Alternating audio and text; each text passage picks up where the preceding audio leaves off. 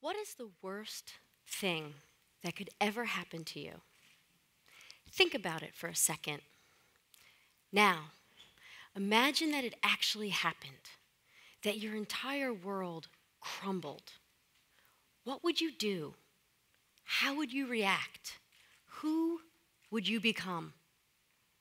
It's February 24th, 2003. I'm on my way to a meeting on a beautiful winter day, not a care in the world. Then my secretary calls. I can't understand a word. I tell her, slow down, take a breath. It can't be that bad. When she starts again, her voice is clear as she tells me, your house is on fire. And I think, that's okay. I can fix that. It's my job. I'm a litigation attorney, the managing partner of my law firm, and I fix everything. It's what I do. I arrive to a 3-alarm response. My home is in tatters, smoke pouring from everywhere. The Red Cross is on scene because I won't have clothing or shelter for the night. But that's okay. I can fix that. As I'm fighting to get closer, I hear the fire chief yell, what's left of this house needs to come down. That's okay. I can fix that. Then I look toward my open garage bays and I see 9 white sheets lined up in a row.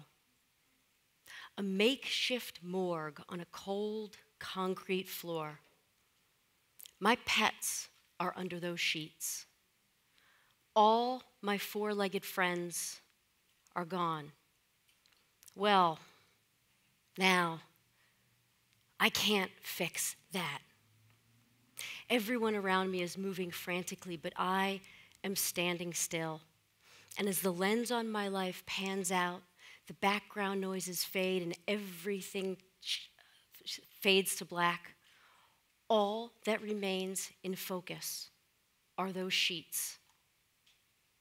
In this moment, my perfect life as I know it changes forever as the horror of my new reality comes crashing in.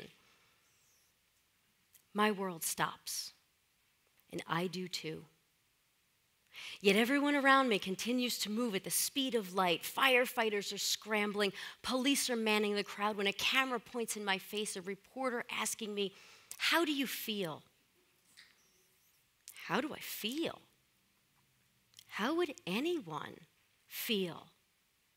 As they're searching for a soundbite about the worst moment of my life, officials pull me towards what's left of the house to survey the damage. Fallen ceilings, broken windows, scorched belongings, everything dripping. A gaping hole in the foyer where a firefighter fell through the floor. A soot outline of my dog in a bathtub where she crawled to escape the noise. An open wall in a room being renovated where one of my cats hid out of fear. I couldn't fix them. For the first time, I couldn't make something right, and I didn't know how to handle that. I was capsized. I was upside down inside my own world with no idea what to do next or how to move on. I couldn't be that hero I always tried to be for others, and I wasn't much at all. In the seconds, or the minutes, or the hours that followed, I was broken, and I was helpless. And after everyone left the scene, I was lost, as everything I had was lost. But time has a funny way of keeping pace, as the next day was a whirlwind, and I still had a law firm to run, and the building inspector wanted to speak, and I had to find housing, and the insurance company wanted to start their claim, and the fire chief needed to finalize his report, and dumpsters needed to be rented, and contractors needed to be hired, and I kept waiting for that last and though they kept coming, they were all fixable. But for one, the only one that really mattered.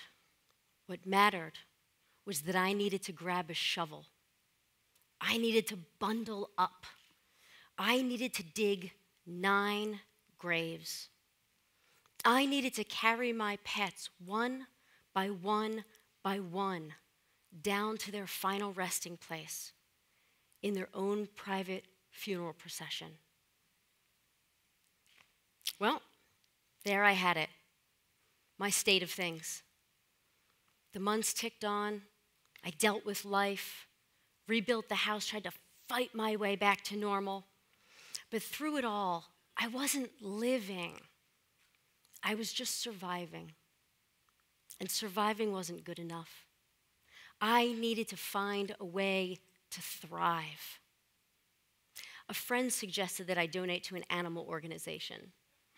A good idea, but too small, temporary, just a quick fix. That wasn't enough to make it right. That wasn't enough to make me right. My world was off its axis, and I didn't just need to write it. I needed to rewrite it. I needed to redefine it. Because our lives are not defined by what happens to us, but by how we choose to handle what we are handed. Was I given a fate? Or was I given an opportunity to make a difference, to change my purpose, to enhance my value? So I started a little nonprofit called West Place Animal Sanctuary to give animals a second chance at life. And since I was not ready to handle dogs and cats, I started with wildlife. And soon, the baby birds started rolling in. But here's the thing with baby birds. They need to be fed every 15 minutes from sun up till sundown. And they let you know when you are even 1 second late by screaming a cacophony of never-ending chirps. Well, that didn't fit my schedule. That doesn't fit anybody's schedule. So each day, I loaded them in their binnies, stacked them on my legal cart, and rolled them into my office. Since not a time went by where I wasn't taking a deposition or preparing for a trial, I taught my staff how to feed them. My law partner thought I was crazy. And don't get me wrong, looking back, it was all a little crazy. But crazy should never stop you. After that, I expanded the organization to help farm animals from abuse, neglect, and cruelty cases. You've all heard the saying, if you build it, they will come. Well, truer words were never spoken as I became we, and the need for volunteers blossomed, and we grew exponentially. A few years later, I came home from the office late one night, and my husband said, "You don't realize how big West Place has gotten. You can't manage it from your law firm anymore. You've got to pick one." Well, I think he was hoping I would pick the one where I got the really big paycheck, or that my ego wouldn't let me leave the law. But once it was out there, he couldn't take it back, even if it was the dumbest thing he ever said. Because at that moment, I realized I was about to start navigating my life with a brand new chart. In a perfect world, we would all get through it without scars and heartache. But that's not reality. Stuff happens. And when it happens, the true test of a human being is to figure out what you're worth. My worth arose out of tragedy, an unexpected way for my tides to turn and my heading to change. And many of you have suffered through tragedies of your own. And if you haven't, then all things willing, nothing bad ever happens to you. But you don't have to wait for something bad to motivate you to do something good. Don't wait for a tragedy to be your catalyst. Not having one is even more reason to get started. Now, you might not all run out and start your own nonprofit. You don't have to. You likely won't quit your job, but you don't have to. You might not even have more than 1 hour a week to give, but you don't have to. All you have to do is ask yourself, do I believe in something bigger than me? In helping someone other than me? Each and every one of you has a talent or a passion or a gift. As William Shakespeare said, the meaning of life is to find our gift. The purpose of life is to give it away. How about an example? Do any of you play the guitar? Even badly? Then find an hour to play for the children at the cancer ward at a hospital or for the elderly at a nursing home. Just 1 hour a week. You have 168 of them, and you'll still have 167 left. You won't just entertain those people. You will touch their souls, and in turn, they'll touch yours. What a wonderful feeling to have. Now, you may be sitting there thinking, but I really can't. I don't have the time. Maybe you have the pressures of running a business like I did. Well, find a part of that business that can do good. I get it. You're thinking about your performance, your growth, your competition, your bottom line. Companies call it the sustainability index. But you can't just think about your professional bottom line. You have to look at your personal bottom line. And I challenge each of you to see if you can figure out if yours is sustainable. If it's not, it can be. When you embrace your cause and you turn that cause into action and you use that action to make a difference, you will make a difference in the lives of so many. You will enhance your value.